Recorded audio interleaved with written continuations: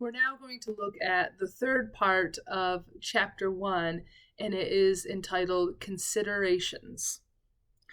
So during each week of this study, the third day will be called Considerations, and it invites us to look at some key statistics and concepts and truths that are significant to this discussion. Today, this part provides a chance to learn about the demographic makeup of the United States. And as you read these facts below, you see if anything's surprising to you, or think about how closely your church mirrors the larger society. As of April 30th, 2016, the United States had a total resident population of 323,730,000 people. There were 125.9 million females in the United States in 2014, and the number of males was 119.4 million. The national median age was 36.8 years in 2009, and the United States Census Bureau defines white people as those having origins in any of the original peoples of Europe, the Middle East, or North Africa.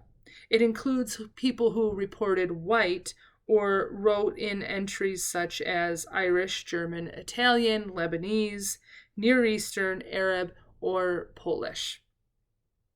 According to the 2010 United States Census, whites currently constitute the majority of the U.S. population, with a total of about 72.4% of the population. Currently, population growth is fastest among minorities as a whole. And according to the Census Bureau's estimate for 2012, 50% of American children under the age of 1 belong to minority groups. Hispanic and Latino Americans accounted for 69% of the national population growth of 2.9 million between July 1st of 2005 and July 1st of 2006. Immigrants and their U.S.-born descendants are expected to provide most of the U.S. population gains in the decades ahead. And according to the latest projections by demographers and social scientists, by 2042, the United States will be a majority-minority nation in which there will be more collective minorities than the historically white majority. So there'll be a greater minority population, and the minority will actually be the majority.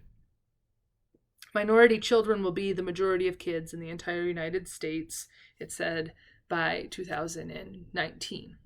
That's this year. Questions for us are these. As you think about the ethnic and cultural shifts predicted for our society, how do you think the church should respond, if at all? And what might happen if the church doesn't respond? Second question, thing to consider here. Consider the following statement that Mark wrote to explain why I, Oneya, believe a multi-ethnic life in church is vital. I'm not out promoting the multi-ethnic church or pursuing a multi-ethnic Christian life because of changing demographics or because Rodney King once asked us all to get along. I'm doing so because it is biblical, it's right, and it's the hope of the gospel in an increasingly diverse and cynical society. So in the space, it says here in the space below, but another question for you is this, or thing to consider. Write your own initial statement as to why you believe the local church should not be segregated. Be prepared to add or to adjust the statement as you understand, as your understanding grows over the next several weeks.